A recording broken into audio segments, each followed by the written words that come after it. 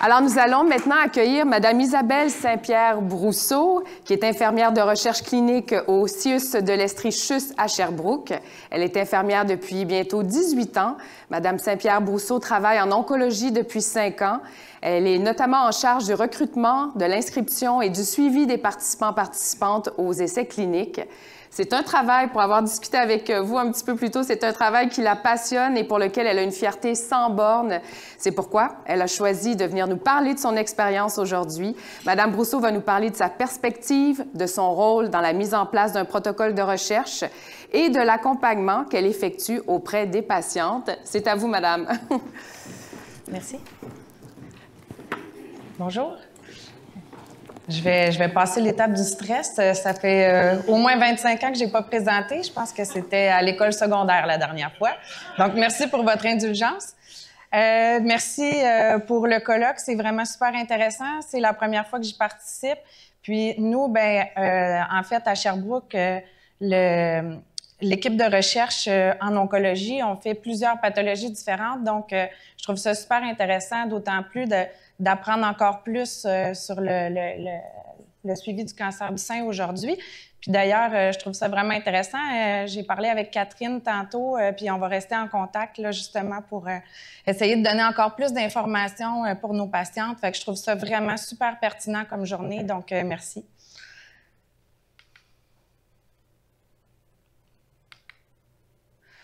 Donc, c'est ça, en fait, le patient au cœur de nos priorités, bien ça, c'est sûr et certain, ça va de soi. Oui, la recherche, c'est important. Puis, par contre, faut toujours rester aussi au fait que le patient, c'est notre priorité. Donc, que ce soit, peu importe la décision, on va accompagner nos patients dans tout ça. Puis, bien évidemment, moi, je vais prôner, c'est sûr, la recherche. Donc, en fait, ce qu'ils voulaient, c'était vraiment avoir plus une idée là, du travail que je fais, démystifier un peu mon rôle, puis les attentes, puis tout ça.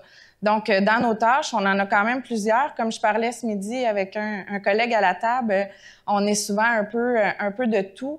On n'est pas juste infirmière, on est aussi un peu travailleuse sociale, un peu psychologue, un peu résidente, un peu toutes sortes de choses on change de rôle selon les besoins des patients. Avant d'arriver à pouvoir vraiment les référer, on est souvent à la première ligne là, sur lesquelles les patients se rapportent, en fait. Parce qu'en plus de faire tout ce qu'on fait en recherche, on a aussi un volet qui est vraiment plus au niveau psychosocial aussi. Donc, premièrement, les patients viennent nous voir, vont voir les médecins. Les médecins débutent par leur parler d'un projet de recherche qu'ils pensent qui pourrait intéresser le patient puis qui pourrait être bénéfique.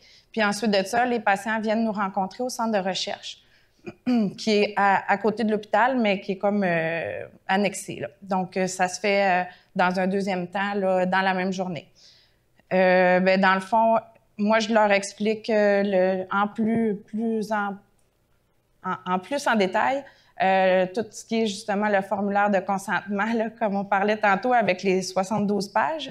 Puis on va essayer d'aller un peu aussi répondre à leurs questions tout au travers du formulaire de consentement. Ensuite de ça, on va faire aussi tout ce qui est l'évaluation du dossier complet, pharmaco, tout ce que les patients prennent comme médicaments, les antécédents de santé, les signes vitaux, les prises de sang, tout ce qui est, dans le fond, pour chaque étude, il y a des choses qui sont différentes. C'est nous autres qui va aussi planifier, coordonner tous ces examens-là pour l'entrée à l'étude. Donc, nous, on doit vraiment être capable de cocher toutes nos petites cases puis être sûr que chaque patient va avoir bien été évalué. Ça repasse ensuite, là, évidemment, par la main du médecin là, pour confirmer tout ce qu'on a collecté comme information. On coordonne aussi les rendez-vous de tous les examens, tous les scans, tous les suivis, les rendez-vous avec les médecins. Nous, on voit les patients à chaque fois avant chaque visite médicale. On se donne à peu près 1 heure par patient quand même. Des fois, ça va plus vite, mais au moins, ça nous donne le temps d'avoir le temps avec les patients, chose que souvent les médecins n'ont pas.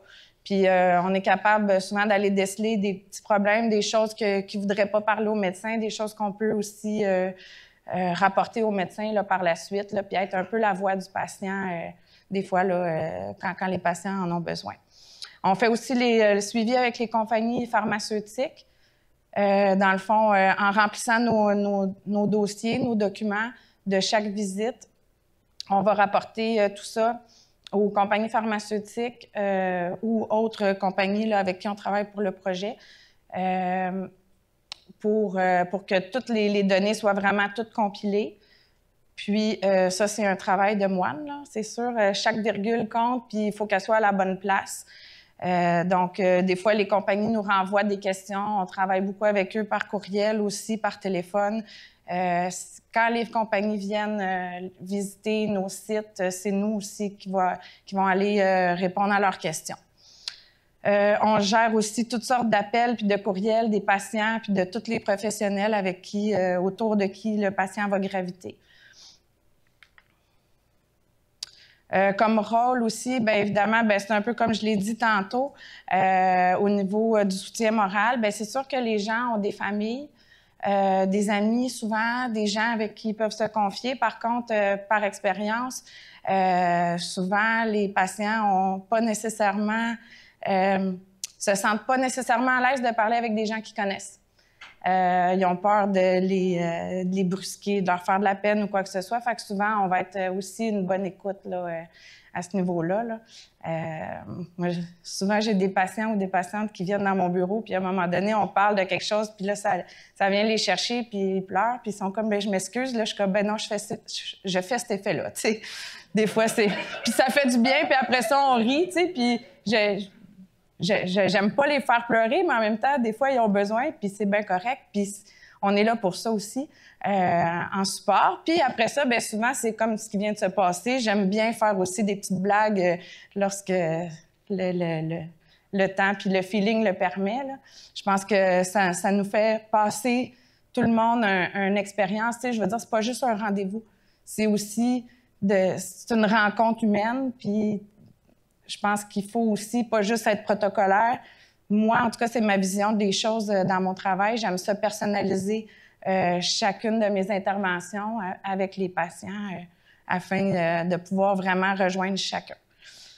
Je vais aussi soutenir l'équipe médicale pour accompagner le patient à répondre aux critères de l'étude. Souvent, les médecins, bien, on a comme, mettons, une 60aine de protocoles. C'est difficile de vraiment se rappeler par cœur des 250 pages de chacun des protocoles. Fait que nous, on va aller souvent être en référence aussi aux médecins ou autres là, pour dire « Ah, bien finalement, tu sais, est-ce qu'on a le droit à telle chose, est-ce qu'on n'a pas le droit? » Fait que on se parle beaucoup.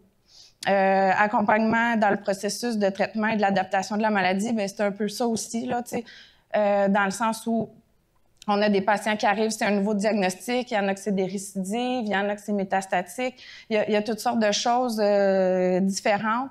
Puis, bien, chacun va à son rythme, puis on est là aussi pour les accompagner dans tout ça, là, pour essayer de vivre le mieux possible là, la trajectoire de la maladie puis des soins.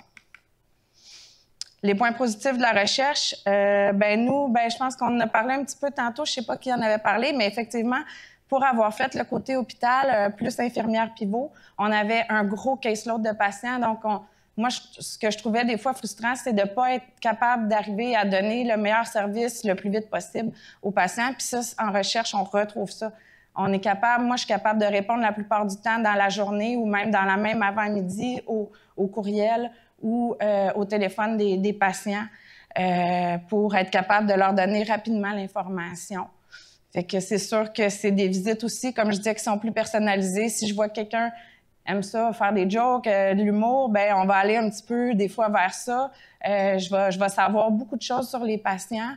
Ils vont me raconter, tu sais, s'ils ont des enfants, c'est quoi leur métier, ces choses-là. Fait que, tu sais, ça me donne vraiment l'opportunité d'être capable d'aller expliquer les choses de la façon que le patient va le comprendre, en ayant des exemples concrets de sa vie ou quoi que ce soit, puis de savoir un peu plus, bien, c'est ça, d'avoir un service personnalisé pour chacun. Les suivis, on en a parlé aussi ce matin, sont très, très, très serrés. Comme je disais, en recherche, chaque virgule est importante, puis chaque petite virgule a sa place. Donc, les scans, tous les examens, ça doit être sur des délais très, très stricts. Puis nous, on s'occupe aussi de s'assurer que les choses soient faites, que les scans soient faits à temps, que tout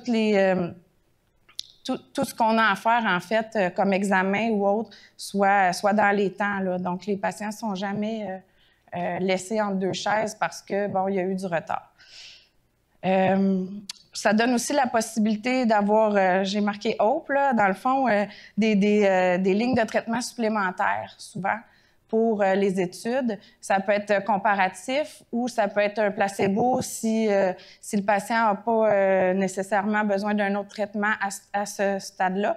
Par contre, bien aussi, c'est ça, ça peut donner, si le patient tombe sur la randomisation du bras du traitement d'études, bien ça lui donne une ligne supplémentaire de traitement, là, ce qui est quand même vraiment intéressant.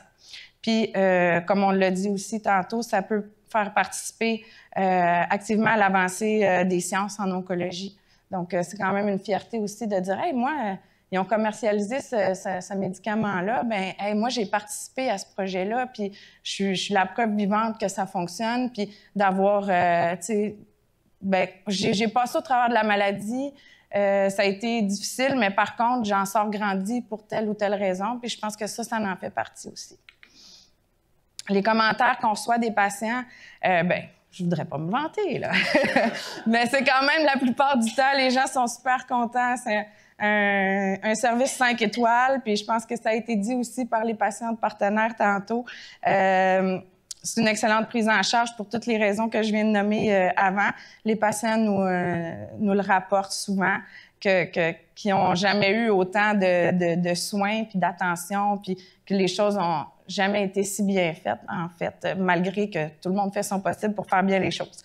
De se sentir aussi important puis bien accompagné, du fait que, justement, on personnalise chacune de nos rencontres, là. Donc, effectivement, comme je pense que c'est Catherine qui disait ça tantôt, là, on considère nos patients comme VIP, puis c'est vraiment ce qui nous est rapporté aussi, là. Au niveau de mon apport personnel à moi, bien, c'est sûr que ça m'apporte quelque chose aussi là, de travailler en recherche. C'est super valorisant, faire une différence dans la vie des patients, de se sentir utile. Je me sentais utile comme infirmière pivot aussi, mais j'ai encore un petit coche de plus où est-ce que je me sens vraiment super impliquée dans un gros processus puis dans quelque chose qui va donner des avancées. Puis ça m'apporte quelque chose de vraiment incroyable au niveau humain, c'est sûr, de pouvoir partager la vie de ces gens-là, puis de la confiance qu'ils m'apportent.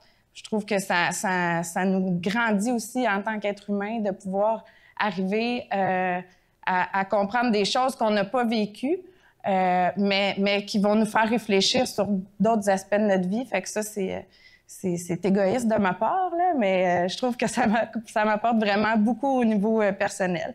Grandir et évoluer au contact des gens. Être à l'avant-garde sur les nouveaux traitements aussi, ça, c'est vraiment le fun, puis faire partie intégrante des avancées en recherche. Mon défi personnel... au niveau de la recherche, bien, c'est sûr que passer d'infirmière pivot où on peut être un peu plus, avoir plus de latitude sur nos décisions, c'est sûr que là, c'est vraiment très, très, très encadré, très protocolaire. Fait que c'est ce que j'ai dû apprendre à m'adapter là, dans les dernières années. Mais c'est sûr qu'évidemment, c'est pour le bien du patient puis le bien des études de recherche. Voilà. Merci. Merci beaucoup. Merci. Est-ce qu'il y aurait certaines questions par hasard? Tu disais tantôt que c'était pas juste la recherche, que c'était une rencontre avec les personnes, mais pour les patients aussi, c'est une rencontre très humaine avec quelqu'un qui a le temps. Alors que dans ce parcours-là, tout le monde court un peu tout le temps. C'est vraiment précieux le rapport qu'on a avec vous autres, les infirmières de recherche. Merci. Merci. Parce que, Catherine, vous avez eu à rencontrer une personne comme Isabelle. Oui. Est-ce qu'elle était aussi bonne qu'Isabelle? Bien, ils sont fines. C'est ça, hein? Puis je dirais que c'est vraiment qu'ils ont le temps. Oui. Puis tout ce qu'elle a décrit, là, c'est tout vrai. Est-ce qu'on aurait une autre question? Parce que depuis ce matin, c'est sûr qu'on parle de la recherche, comme quoi c'est tellement important. Puis là, ce que vous venez d'expliquer, ça devient encore plus concret, justement, ces maillons entre la recherche et les essais cliniques et finalement avec le patient. Merci beaucoup, en tout cas. Est-ce qu'il y a d'autres? Oui, Ah oui, Selon toi, qu'est-ce qui pourrait être amélioré pour qu'il y ait plus de patients qui fassent partie de ces études-là? Parce que toi, tu leur parles à tous les jours pendant 1 heure, là. C'est un petit peu plus que les médecins, fait que tu les connais un petit peu plus, peut-être? Bien, c'est sûr que les patients qui arrivent dans mon bureau, souvent, ont eu déjà un briefing du médecin, puis, tu sais, ils viennent pas perdre leur temps chez nous, dans le sens où ils sont déjà un peu comme axés vers le oui de la recherche. Mais c'est sûr que les colloques comme ça, l'information grand public, je pense que c'est de justement démystifier les choses parce que c'est en 6 ans, ça m'est arrivé une fois la semaine passée, la femme d'un patient qui m'a dit ouais, mais là, dans le fond, on se comprend, vous avez besoin de cobayes. Puis là, ça m'a comme... J'ai dit, voyons, en 6 ans, j'ai pas entendu ça, tu sais. Fait que oui, je pense qu'il y a encore certaines personnes qui ont besoin de démystifier ça, c'est quoi la recherche, puis que oui, c'est pas comme c'était il y a 100 ans, ou, tu sais, que c'est vraiment très bien encadré, puis tout ça. Fait que je pense que des colloques comme ça, des groupes comme ce qu'on fait ici aujourd'hui, devraient être appliqués à plusieurs autres types de pathologies, puis que ça soit... facilement accessible au public. Puis je pense que c'est en parlant, puis avec les patients partenaires, je pense que ça, c'est vraiment très gagnant. D'ailleurs, on reste en contact. Ça fait partie des mythes déboulonnés par Dr. Jamal tout à l'heure, hein? Ça, justement, l'idée qu'on n'est pas des cobayes, mais on participe à la recherche pour la collectivité. Souvent, c'est plus grand que soi. Puis on l'a vu là, dans les phases là, de recherche, là, que, tu sais, souvent, quand les patients arrivent à notre bureau, c'est phase 2, 3, tu sais, je veux dire, il y a une sécurité dans tout ça. Puis ça, c'est des choses qui sont mal saisies souvent par la population, là, qui fait que peut-être qu'effectivement, il y en a qui sont un peu plus réticents. Mais je pense qu'en démystifiant tout ce côté-là, ça peut vraiment aider là, à l'augmentation de la participation. Est-ce qu'on avait une question virtuelle? Oui, il y avait 2 questions un peu pratico-pratiques virtuellement. Est-ce qu'on peut communiquer avec l'infirmière de recherche pour toute question ou inquiétude sur notre état de santé ou ça doit être seulement lié avec le projet de recherche? Bien, non. Effectivement, ça peut être sur toute question. Toute question sur sa maladie, sur les symptômes, sur quoi que ce soit. Si on n'a pas la réponse, ben parce que c'est des choses qui peuvent arriver, on va dire, ben on va aller s'informer puis on vous revient, ou on va être capable d'aller référer. Tu sais, dans le fond, on est la porte d'entrée aussi des gens du côté hôpital. Si le patient a un problème, exemple nutritionnel, je vais peut-être pas être capable de lui répondre, je vais être capable de lui donner quelques conseils, mais je vais être capable aussi de la référer plus facilement.